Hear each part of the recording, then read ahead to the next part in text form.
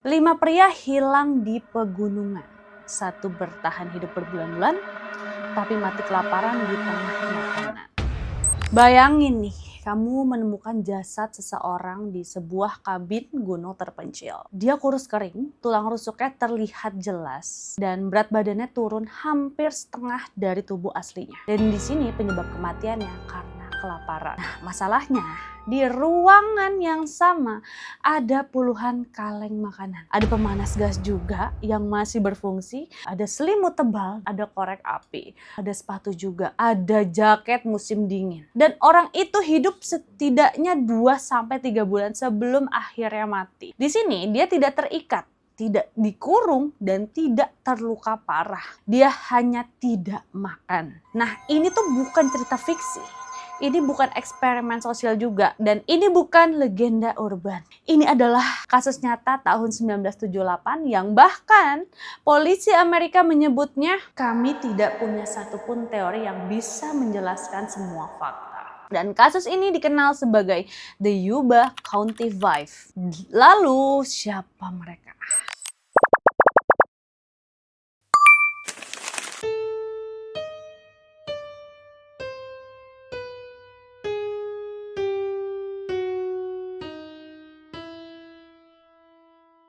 Di tanggal 24 Februari 1976, ada 5 pria dewasa yang meninggalkan rumah. Dan rumah mereka itu ada di Yuba City, California. Nama mereka, yang pertama nih ya, Gary Matias, umur 25 tahun. Yang kedua, Jack Hoyt, 24 tahun. Lalu ada Bill Sterling, 29 tahun. Dan ada Ted Weiher, 32 tahun. Dan Jackie Madruga, umur 30 tahun.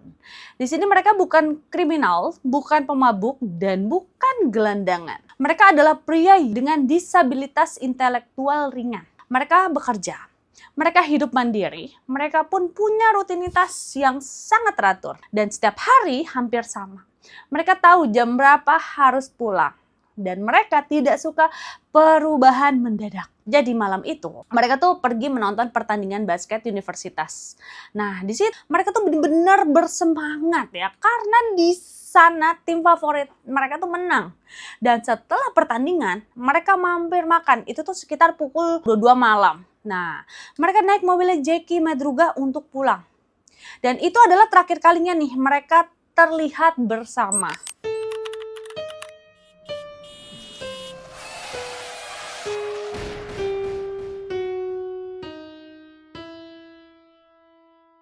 Lalu beberapa hari kemudian mobil Jackie ditemukan dan lokasinya benar-benar nggak masuk akal ya guys. Jadi mobil itu berada di Plumas National Forest di daerah pegunungan bersalju sekitar 110 km dari rute pulang normal. Nah, di sini ada hal-hal aneh nih yang langsung terlihat. Yang pertama ya, jadi mobil Jackie itu nggak rusak sama sekali, nggak ada bekas tabrakan, nggak ada kaca pecah juga, nggak ada tanda ditinggalkan tergesa-gesa, dan mobil mereka juga nggak kejebak sama salju. Di sini beberapa orang membuktikan bahwa mobil itu tuh masih bisa dikendarai keluar guys. Artinya ya, mereka tuh bisa pergi, tapi memilih tidak pergi. Nah, nggak ada alasan logis juga nih bagi kelima pria ini untuk berkendara ke pegunungan tengah malam tanpa jaket tebal, tanpa perbekalan, dan tanpa tujuan. Dan inilah nih awal dari misteri.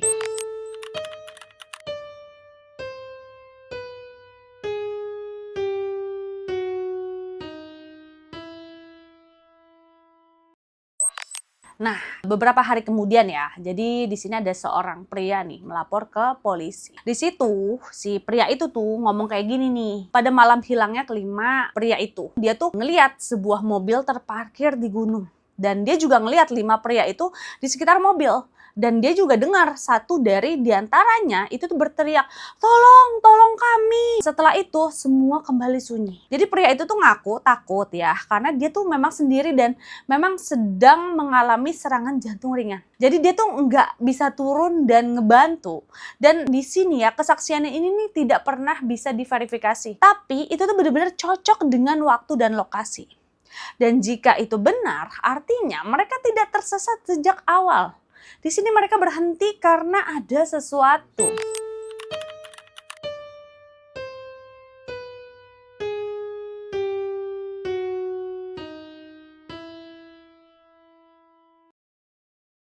Lalu di segmen berikutnya terjadi pencarian yang besar-besaran ya.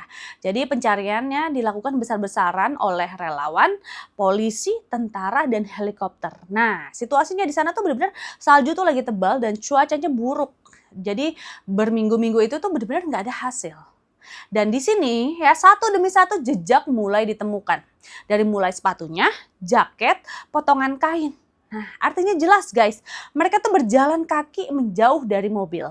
Dan di situ ya tanpa peta, tanpa kompas, tanpa logika bertahan hidup normal.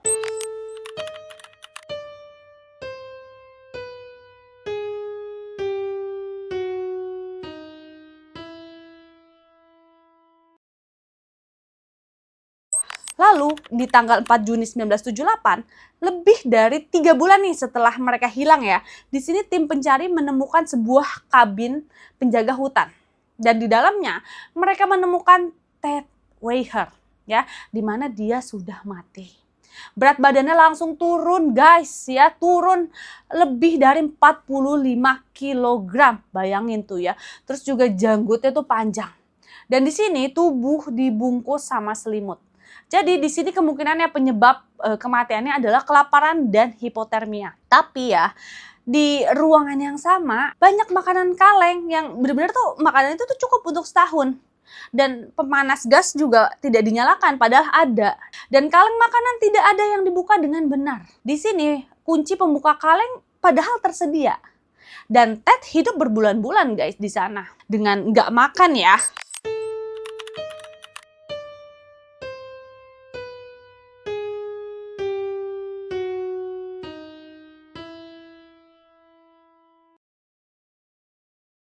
Lalu di sini pertanyaannya ya, kenapa dia nggak makan gitu loh? Jadi Ted Weiher itu bukan orang yang bodoh. Dia tuh tahu cara makan, terus juga tahu juga cara ngebuka kaleng.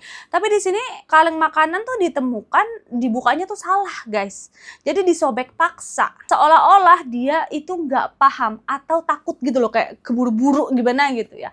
Dan di sini ada teori yang menyebutkan ini tuh trauma psikologis ekstrim. Jadi menunggu temannya, terus juga tidak mau melanggar aturan yang bukan milik kami atau menunggu seseorang yang tidak pernah datang. Lalu di sini juga ditemukannya mayat-mayat lain gitu ya. Jadi beberapa kilometer dari kabin ditemukan sisa-sisa tubuh nih. Ada sisa-sisa tubuh si Jack, terus juga Bill. Nah, di sini mereka mati karena hipotermia. Dan beberapa bulan kemudian, tulang belulangnya Gary Mathias itu juga ditemuin, guys.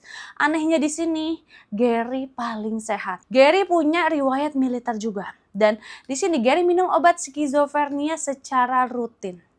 Dan obatnya ditemukan tertinggal di rumah.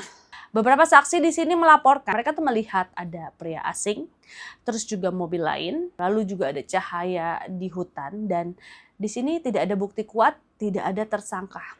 Tapi ini benar-benar terlalu banyak kebetulan, guys.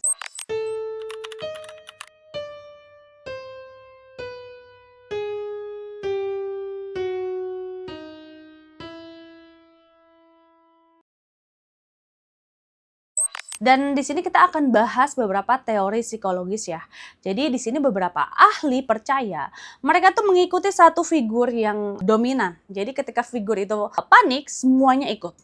Lalu struktur keputusan ya runtuh pada saat itu.